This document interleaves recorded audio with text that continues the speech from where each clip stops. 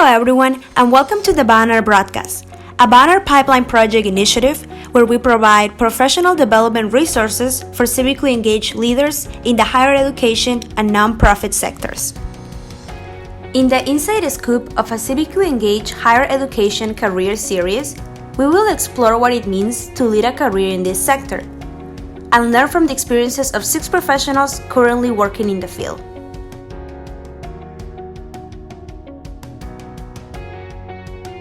Today's episode, Reflection on Identity and a Typical Day, focuses on how one's identity plays a role in this field and what a typical day looks like. The first question that our interviewees will respond to is, how do you think your identity plays a role in your field?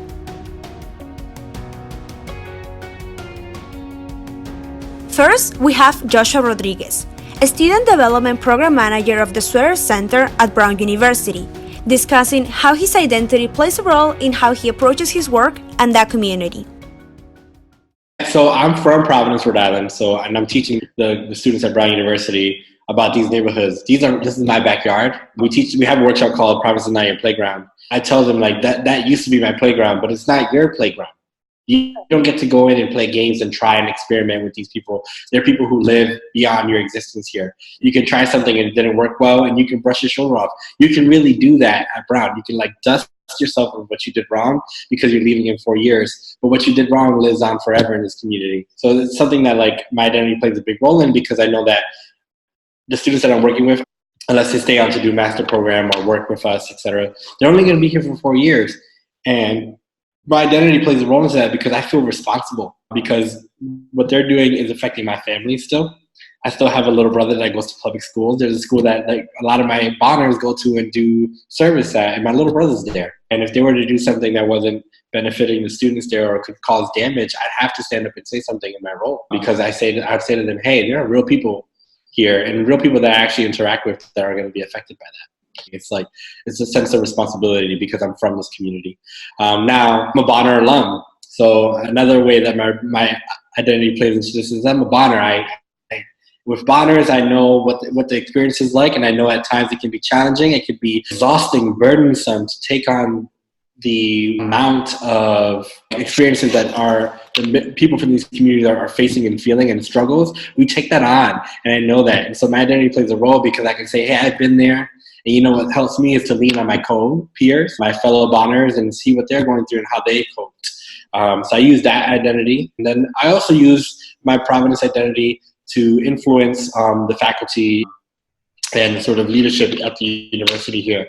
When I go into meetings, I don't ever neglect to say that this is the community that I'm from and I was born in, and that I was a member of this nonprofit and this nonprofit, because it says to them, well, this person has experienced what Providence is. This person has experienced what Brown's relationship to Providence is. This person has experienced what oppression is. This person also experiences what it is to work now on the top side of the hill instead of the bottom side, right? So I use my identity as a tool. I also use it as an identifier as well. Coming up, we have Gretchen Milky, Assistant Dean for Civic Engagement at Weiner University and Banner alum, to share with us how her identity influenced her work. It plays a huge role in the field.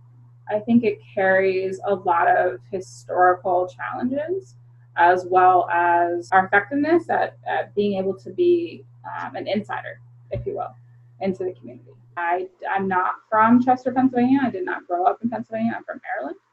I work in Chester, Pennsylvania. It is a predominantly African-American community.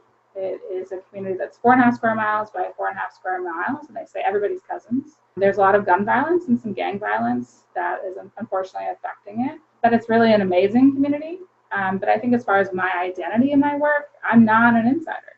So even though I've been here for 4 years, there's a lot of work that I need to do in order to really understand and know my community, and that mistakes can be made as to how do you know that the person is speaking to you is the right person to speak to? How do you know that their perspective is the perspective that you should subscribe to, when perhaps there's another perspective that's important? I acknowledge the problems in our field. As a field, civic engagement has problems with patriarchy, with white colonialism, with a lot of ism. It's about power and privilege, and if we don't be careful, we can accidentally lead with our privilege, and we can accidentally pave the way to harm our communities accidentally, even with good intentions. So I look at Tom's shoes. Tom's shoes, everybody's like, oh, it's great, and they're still wearing them, and they're still touted as a great company. But they have totally eradicated the shoe industries in their local environments. That's a problem.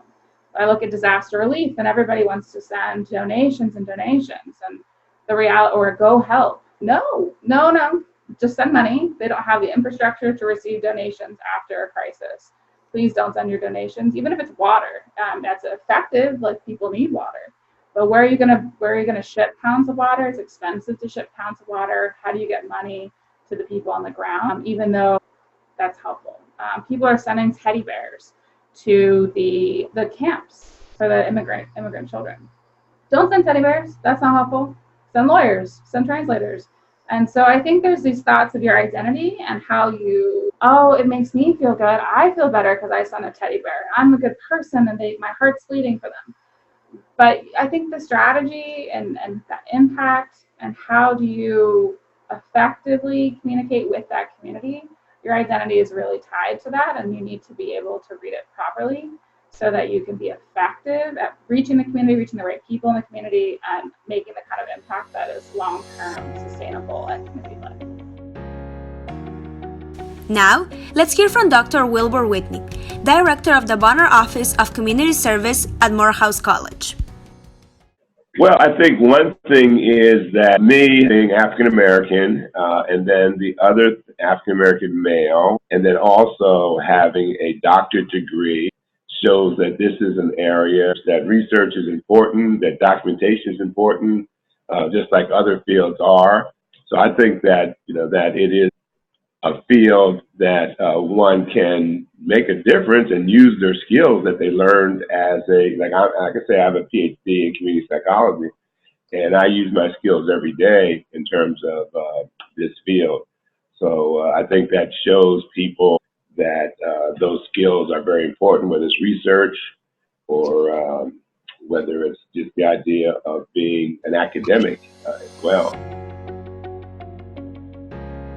Kelly Finn, the Student Development Program Manager of the Sweater Center at Brown University and Bonner alum, highlights the relevance of taking the time to do the inner work to understand one's identity.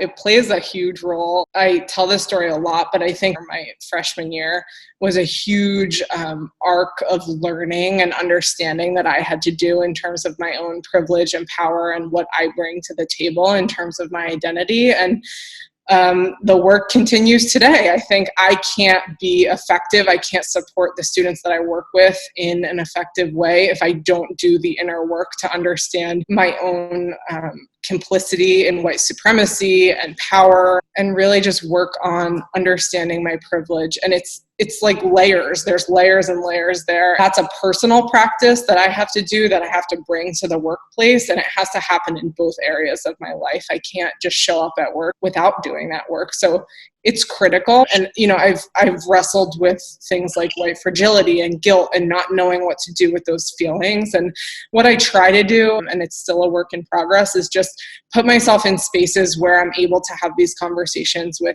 peers and colleagues and friends who help push me, question some of my own thinking, and get me out of my bubble of the way that I think about the world. And I'm really grateful for the people who have been on that path with me, because it's not necessarily their job to do it, but they've helped me tremendously in understanding my own identity. I try to model that with the students that I work with, but it's not easy, and I make mistakes just like everyone else. And I think it's just really important to admit that and to sort of keep pushing forward. Additionally, we have Matthew Bryan Chaney, Bonner alum, Assistant Professor of English and Director of the Bonner Center for Service Learning and Civic Engagement at Carnegie University, discussing the importance of knowing where one stands on a spectrum of power and privilege. I am a person who comes from immense privilege. I'm a straight white male who is educated, grew up Christian, so I was a part of the majority religious belief system of this country. So I think my identity recognizing where I am on a sort of spectrum of power and privilege is something that I have to do pretty much every day if I'm going to be successful. I have to be willing to learn. I have to be willing to listen to people. I have to be willing to be told that I was wrong about a thing and apologize if that happens. So it's important because I'm a kind of privileged white guy, but I'm in this position of leadership at a center that's really diverse. The majority of our Bonners at Carson Newman are students of color. We have non-Christian students, even though Carson Newman is a very strongly identified Christian university.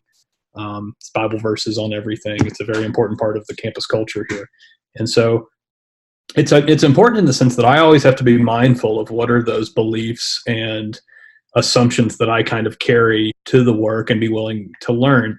That being said, sometimes I have to use that to help our work because privilege is one of those things that goes both ways. And so there are times when I can speak up in a meeting that can be helpful to other people who are not listened to as easily. One of the things that I try to do really strategically is listen to my colleagues and listen to my students who aren't being taken as seriously as they could be, whether it's for racism or sexism or homophobia or something like that. And, what can I say to kind of advocate for them, but in a way that's mindful to what they would actually want and not just me trying to take like a political view that I have and make assumptions about what they want. So my identity is very important to that because understanding that is really key to how I lead and how I work and kind of exist in the community for sure. Finally, to close this section, we have Aria Del Rosario, Program Manager at Project Pericles and Bonner alum, mentioning how her identity has influenced her to pursue a civically engaged career in the higher education sector. I think, as a first-gen woman of color, that is a really big part of my identity. And I see that higher education often has this issue of exclusivity. You have to oftentimes make a certain amount of money or have a certain amount of privilege or resources to be able to even attend college, which is why I think college is so important to be civically engaged, because the people who attend have a lot of power. As a young woman of color who's first gen and comes from a family of immigrants, I realize how important it is to be a part of the system and to have your voice heard. And so that part of my identity fuels a lot of why I'm in this field. I also think it's important to have role models. And if you don't see yourself in leadership roles, if you don't see yourself as being the one educating others, then you may limit what you think you can do from the outside. Welcome to the second segment of this episode, which helps us learn about a typical day in these professionals' lives.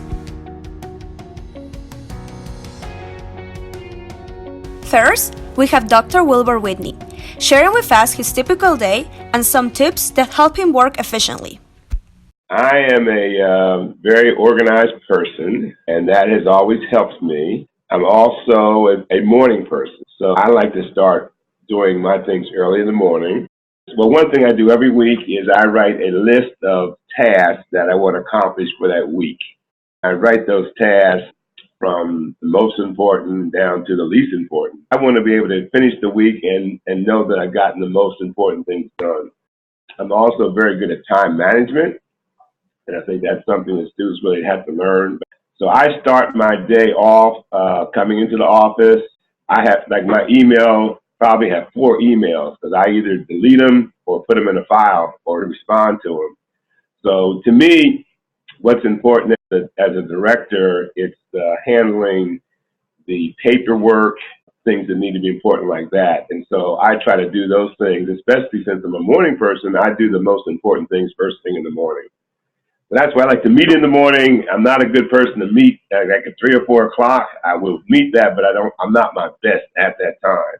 So I understand that about myself. And then after I do that, usually I meet with my staff. I meet with my assistant director. We have small meetings. We don't have long weekly meetings. We have, someone said that they're like huddles. We meet maybe 3 or 4 times a day, but maybe for 15 minutes or so about what the issues are. We do that when it's needed. we try to do that periodically throughout the day as issues either come up or arise or things we need to take care of that are important. I take a lunch. I used to teach a class at 11 and then one at 1, and I would tell my 1 o'clock students, make sure I have lunch, because if I don't have lunch, I'm not a good person in the afternoon. That's kind of my typical day as the day, you know, and I'm basically 9 to 5 every day. And then I also like to spend time to go out in the field and visit some of our partners and see firsthand what's going on, so I just don't sit in the office. I'm not a person that just sit in the office all day either, but I really enjoy what I do. It's a rewarding job. I think students need to find something that they like to do, that they don't feel like it's work. And to me, work is something like, oh, it's Sunday night, I got to go to work on Monday, you know. And so a lot of times I'm in here working on the weekends, in the evenings, even when the school's closed. I don't look at it in terms of just doing 9 to 5. I look at it in terms of working when you know, especially with the computer now, which actually is a two-edged sword. You can work all the time if you want to. Second, we have Aria Del Rosario, who shares that each day comes with unique opportunities and challenges. What I love about Project Pericles is that because our staff is so small, the day-to-day, I can't tell you what one day is like. So we do everything from calls with our partners to fundraising and grant reporting to talking with our constituents who are students, staff, faculty, program directors, presidents, and provosts. We have programs on various levels, from the curriculum to workshops. And so what I love about what I do every day is that it is so different. But what ties everything together is that all of our programs are supporting students to make a difference in society. On a similar note, Gretchen Milky says that there is no such thing as a typical day in her work. There's no such thing as a regular day. A regular day is busy. So this morning, I woke up at 6 in the morning in order to get a little exercise. I came to work by 7:45 because we had a freshman registration day, which is only in 2 weeks in the summer. Set up a table on our civic and global engagement. Students were going to be facilitating the table for other students because I think that's really effective. They don't want to listen to me, they want to listen to you guys. Then I drove to the Delaware County Housing Authority to meet with their community coordinator to talk about some student placements in the fall, a course connection in the fall. I came back and met with a student to prep trainings for the fall for our volunteer coordinator program called the Pride Service Site Leaders. And then I'll talk with you guys for an hour, and then I'm interviewing global candidates for our position on study abroad for this afternoon. Then I'm going to meet with a student about a living learning community that we're working on. So there's so much variety to my day, which I love. So there is no typical day. Tomorrow will be there'll be a lot of meetings, but it'll be on 16 different things, and some with community partners, some with students, some with administrators and stakeholders, some with international, some with nonprofits who want us to donate something or want money, some on the website, some with university relations. So I think there's a lot of variety for a typical day. So typical day is longer. I would say 8 to 6 probably. In the summers, we have Fridays off, which is helpful. And then in the school year, there's always some kind of evening. So we were in student affairs previously, but now we're in the office of the president. And it's still on a student hour schedule. So I would say I typically, even in the summers, have some student meetings that are 6:30 at night and go until 9 o'clock at night. Furthermore, Matthew, Bryan, and Chaney shares the different components of his day at work. One of the things that I think is important is to kind of demystify this whole process. And I mean by that is making it seem more real and less like this fantasy that other people experience but you aren't going to experience. And I think one of the ways to do that is just to see what a person does on a day-to-day basis. And really a lot of it's emails, a lot of it is preparing for the classes I'm going to teach and making sure that I have everything together there. I grade probably every day. And then making time to kind of talk with each of the staff and see what everybody's working on. And also just do silly things. We were playing the new Harry Potter phone game at lunch. And our center is actually one of the sites for the Harry Potter game where you can get things. And so we're all really excited about that. when you're looking towards some kind of goal professionally, I think you always look at these people and you kind of put them up on a pedestal, like, oh, there's some kind of special person that they did things that I don't know if I can do myself. And really, you know, we're just people. On a day-to-day basis, everything's a little bit different. Today, I had a meeting with a community partner that was like an hour and a half long. It was really positive. And I didn't know that it was going to be positive. I thought it might be negative. We've had quite a bit of conflict with this partner. And it ended up going pretty well. Then I had a meeting with a fellow faculty member about a committee we're both working on. And then I had to run to the store to get something for my kids. It's like little things like that on a day-to-day basis that you just kind of populate your life with. And so I think that's an important part of professional development too, is seeing this as these are just people that have a job just like anybody else. That was something that's been on my mind. I worry that if you're, you know, in your early 20s or late teens and you want to be a professor and you're looking at these people, that you don't think of them as just regular people who have just basic things that they deal with every day. And everybody I work with, everybody's got, that's the case for everybody. For Joshua Rodriguez, a typical day involves a lot of interaction with different constituents in the field, which contributes to his learning and growth. But the typical day-to-day for me is I don't run the Bonner program on my own. I actually follow the leadership of Kelly Finn, very known in the Bonner community. In addition to that, I also work with this program called Community Corps, which is essentially like our group of students who do direct service in our schools, in our community, etc. So as, the program is not as rigorous as the Bonner program, but I also do that work as well.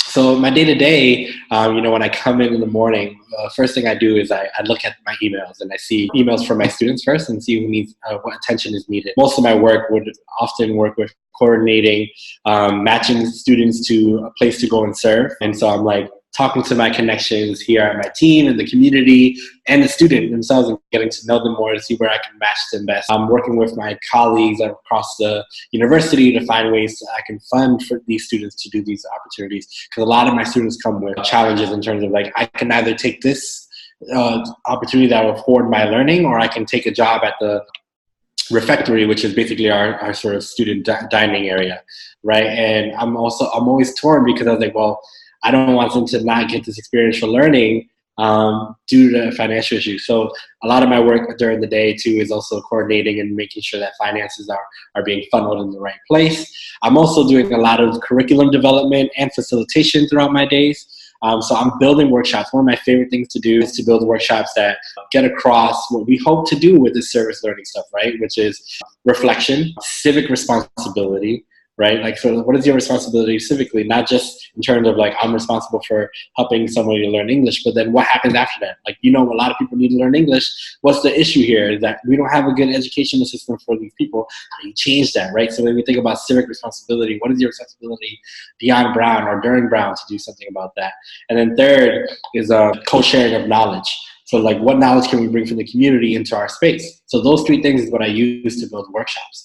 Right, I reflect. So like, how can I bring reflection into this? How can I bring civic responsibility, and how can I bring in knowledge external from our centers, from our four walls of the university to our students? And then I do a lot of community building with my colleagues throughout my day. So we'll have lunch together. We do a shared lunch where we bring lunch and we share what each other have. Right, I come from a Cambodian community, and so like, we cook Cambodian food and we bring it in and we share. My friend cooks Vietnamese and so on. So we sort of bring that into our space and build community then. And then in the evenings, I'm facilitating workshops or meeting with honors, etc. Thank you so much, everyone, for learning with us today. This concludes the first episode of The Inside Scoop of a Civically Engaged Higher Education Career. Wondering where to find more videos? Find us on YouTube as Banner Network. Don't forget to subscribe and give us a thumbs up. We're also on the Bonner website at www.bonner.org.